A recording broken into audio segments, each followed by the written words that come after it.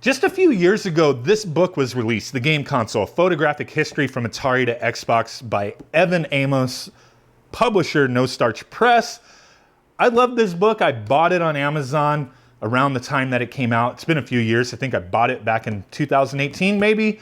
And recently the publisher hit me up saying, hey, would you like to take a look at the new Game Console 2.0 book? And it was like, hell yeah, I love this one. Would love to take a look at the part 2 version, right?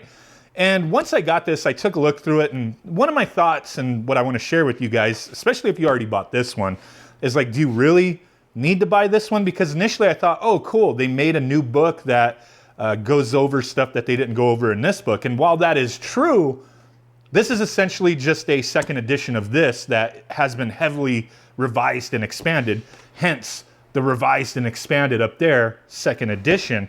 Now, as you could probably see, I hope you can maybe see, it is a thicker book. Now, there's a lot of changes in here from formatting, certain edits and whatnot.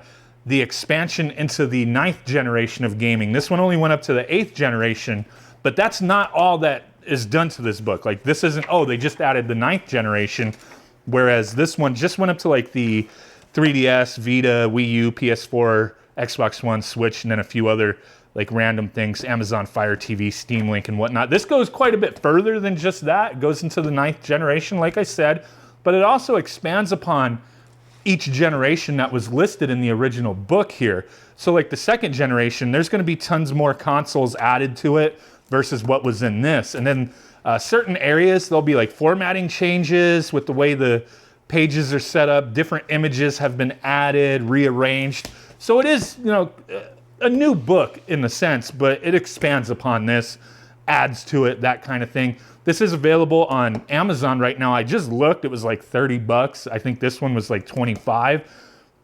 So if you didn't get this one, is this one worth getting? Let's take a look. If you're familiar with the first one, if you're not familiar with either, and you're looking for a book like this, definitely get this one. I mean, they're almost the same price anyway, but yeah, I just kind of want to take a look at a few things here. The one thing I did notice, and I have to point out, is even with where they use like the same like format or the same artwork, like, not artwork necessarily, but photographs, I did notice like the contrast ratio and maybe a few other elements have been adjusted with the colors of the photographs, because everything seems a bit more like bright in the second version of the book versus the first one. And some pages do have different pictures used, but oh, here's a good example. This is where it immediately struck out to me that the pictures were slightly changed with the specs on the colors and whatnot. As you could see, I hope you could see in this video. It seems like the sharpness is slightly better in some images as well. I think it looks fine. This didn't bother me, but yeah, they did kind of manipulate the photos a bit, bumping up the brightness on them, I guess you would say. But let's focus on this. As, like I said, there has been a lot of changes in the book, rearranging the photographs and kind of a few things like the console generation introductions. Like I think some of them will be different, like the pictures. Yeah, as you could see, so it has been changed a bit, like different photographs have been used. This is 2nd generation on the first book. This is 2nd generation introduction page in the second version of the book. I really love this stuff, man.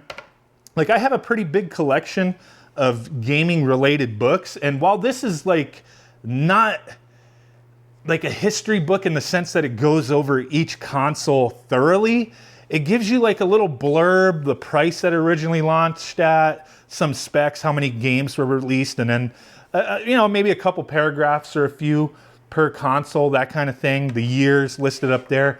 What I really like is the blown apart pictures for the consoles and some of the controllers. If I had to criticize or kind of nitpick at anything, it would be that that's not done enough.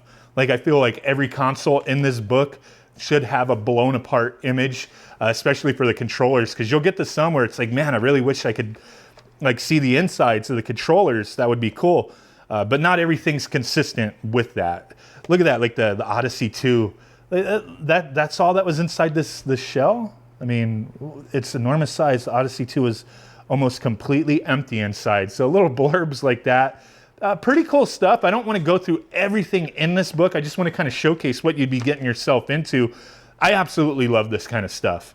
I mean, it's really neat to just look through, read. It's an easy read, like it's like a coffee table book. Like throw it there if you're bored, you need something to read. You got some time alone. I mean, I guess there's other things you could be doing, but I love stuff like this, and I know a lot of you guys do as well. So that's why I do videos on books like this, because I find this stuff fascinating. The MSX, look at that. Like really cool. I want to get to the end here a bit, as I don't really want to go through everything. I mean, when you review a book, that's not really fair to go through every single thing in the book. Like you gotta leave some stuff up to you guys, but you know, obviously the way I'm filming this, is not like, oh, you're getting a scan of each page or anything. But I really love the way it was expanded. Look at that. Like, see, this is what I mean. Like, you'll get some controllers that are broken down memory cards and stuff like that, but not every console has that, unfortunately. The Bandai Palladium, I would have loved to see a teardown of that. I mean, I know some of these consoles are extremely rare, and you know, maybe those photographs don't exist, but it would still would have been kind of cool to have a little bit more in that. As far as like, you know, these blown apart images. I just think it's really cool. Look at the IQ player. I almost bought one of these a few years ago on the cheap, but I kind of was like, nah. It would have been nice to have one to do like a video on, kind of interesting history behind that thing. You know, Chinese version of the Nintendo 64, but you know, I have a Nintendo 64. I didn't really need it, but it would have been cool. Tiger, we did a video on that thing. But yeah, lots of cool stuff. Let me get to the end and show you how it's been expanded on into the 9th generation, and like little, you know, oddities and stuff like that. Because that's where this book really shines. I mean, all the photographs look amazing. I think everything is really cool looking. Look at that. What is that? The Xbox One S controller breakdown, or just, you know, Xbox One controller. Could be for any Xbox, even the new ones. They're all cross-compatible. But yeah, a little teardown stuff is cool. But then they go into stuff like this, the Mad Cat Mojo. Wasn't this like the like their version of the Ouya, maybe? Or didn't Mad Cat, like somebody bought Ouya and then it was all scrapped in the end? I don't remember.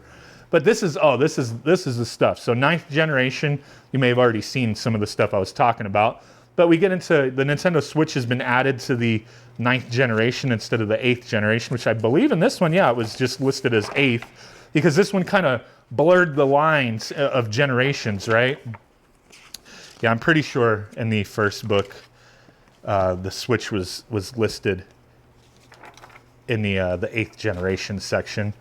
But there you go. I don't know if you could kind of see, like, I think the images, I mean, they all look fine between both, but they are a bit sharper and nicer looking in this new version. But okay, what I wanted to talk about is going back here. Like, okay, we got the PS5, and then there's this section talking about playing retro games today, which I thought was neat. So this goes into a lot of cool stuff, man. Hardware failure, which is a big problem for a lot of people out there. Minis and classic consoles, love the minis. Love the FPGA hardware that's out there from Analog and, you know, the Mr. Project and whatnot. Optical drive emulators, EverDrives, flash cards. They talk about a little bit of everything here. Upscalers, CRT, TVs, and PVMs. Missing systems. They have a list here of missing systems, and then some various other stuff here. A really cool book, man. A really cool book. The Neo Geo CDZ. Awesome little console, even though the loading still sucks on that one. But yeah, oh, what did they, the Oculus Rift, PSVR.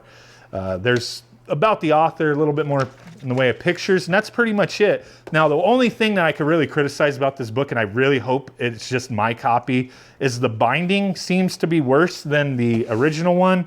Everything else about it seems awesome, but the binding was like, I mean, I don't know if you're into books or not, but like, you know, this book, it won't like stay closed properly because the binding is kind of off. And it's not off in that things are like misaligned and that they don't like, they hang out like jagged or anything. It's just like this final section. It's not bound to the spine in my book. That really drives me nuts. It's kind of hard to demonstrate, but it's like, it's not bound to the actual spine. It's kind of, it's only really bound to the book from this final page that overlays the, that kind of sandwiches the book together. It's the lettuce here, you know what I mean? This final page that is stuck to the back of the hardbound book, It's really just stuck to that, to this final page. This last section is just stuck to that. I don't know if that was just a manufacturing thing, my one copy, but that's the only real criticism. I can personally fix that. Not a huge deal if I needed to, but it doesn't seem like it's going to fall out or anything. But I did have to point that out. That you can see it's that gap there.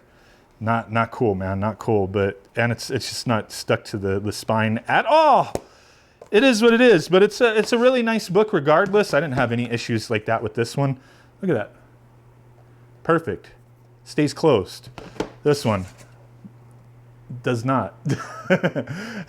Nitpicking on books, but you know what? It doesn't matter. I collect books, so that's something I always notice with these is how the spine is stuck together and how everything's bound. But overall, it's a quality book with that one little nitpick. Love this. If you're interested, take a look. Link will be in the description.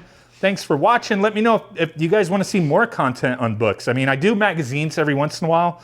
But if that's something you guys want to see more of, let me know in the comment section. Really do appreciate you guys. Give you guys a big ass blurry thumb butt like a Bigfoot. Catch you on the next one. Bye.